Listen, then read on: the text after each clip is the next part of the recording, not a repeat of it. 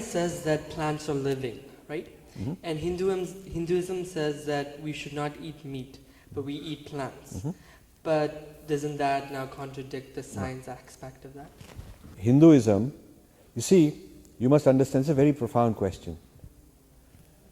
Dharma and adharma, which is wrongful action, and dharma is the righteous action. First you must understand that according to Hinduism, the whole cosmos is God's manifestation. God has transformed himself into the cosmos. God is not outside the cosmos, God is both outside the cosmos and inside the cosmos, everywhere, all pervading, and everything, the microphone, the chair, the ant, not just living things, but non-living things also. Matter, electron. An electron is not a separate thing with its own existence. It is God that has turned itself into each and every little particle. Yeah? Nothing, the analogy given is like there's an ocean and there are billions of waves, little teeny waves. And each wave comes, lives for a little while, goes away. But the wave does not have a separate existence from the ocean. You cannot take a wave and click and drag it out of the ocean. The wave is the ocean's own form. Ocean modulated, modified into this wave, that wave, that wave, that wave. Yeah? So the ocean is modifying itself into billions of waves at any moment in time. And some waves are coming, some waves are going, some waves are moving.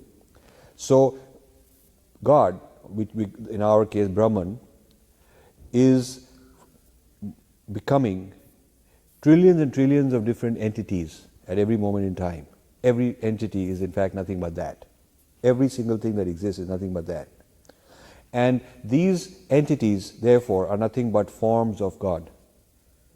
And so they don't have a separate existence. You cannot say an electron exists by itself independently of anything else in the world and independently of God, because it does not have a... You cannot imagine a wave having an existence if there's no ocean. It is the ocean's form. So once you understand this principle, then the interesting thing is that not only plants are God's form and animals are God's form, but even dust and even bacteria and even rock and even Bin Laden is God's form. Even the thief is God's form. That's true. So all the forms are God's forms, but these forms occupy the whole spectrum of existence, from good and bad, or the whole spectrum of existence. And from exceedingly unconscious like an electron or rock to little modest, some kind of life sensation like plants have, to little more like ants, to little more like mammals and man.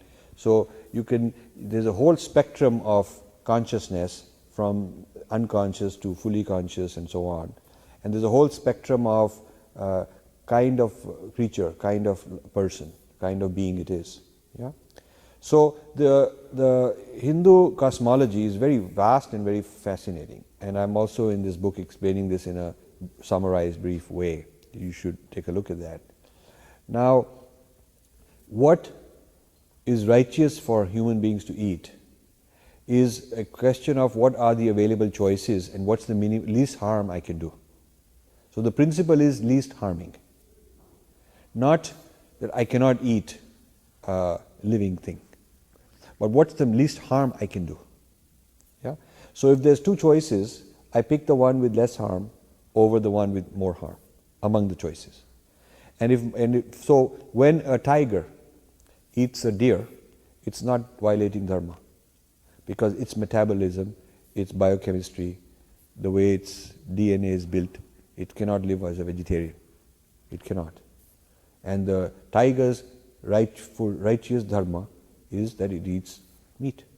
That is absolutely righteous you don't say that the tiger is doing some bad thing by eating meat, because that is what the tiger is designed to do.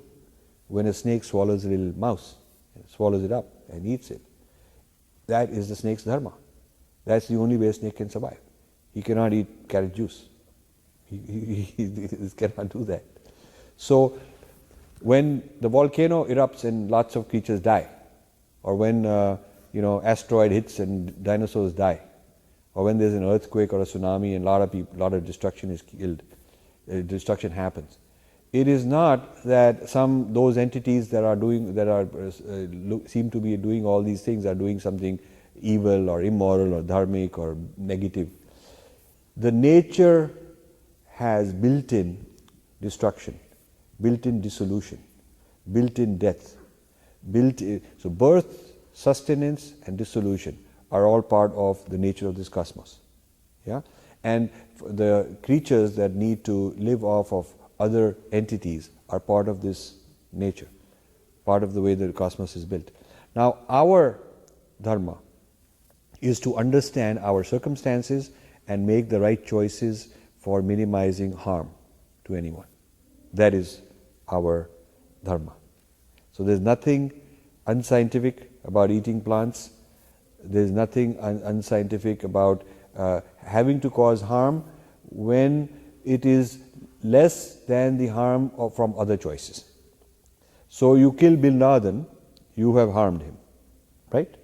But you've harmed him to save the harms on 20,000 people if he were alive and allowed to do that.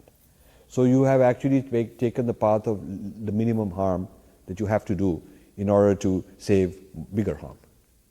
You see? This is why Arjun in the Gita is asked to go and kill those guys, because they are like the Bin Laden of that time. This is why somebody has to go and fight Hitler. Why in Ramayana Ravan has to be killed. So it's because, see, people often misinterpret the word ahimsa. They say non-violence. And Gandhi practiced ahimsa. Actually it means minimization of harming. Firstly, it's not just violence in the physical sense. Ahimsa also applies to harming somebody's culture, reputation. It's not just physical, it could be emotional. That's also harm. And to be ahimsa, you may have to kill as part of being ahimsa, because not doing it might cause more damage. You see? So responsible choice under dharma involves taking life of something or other, could be a plant at times.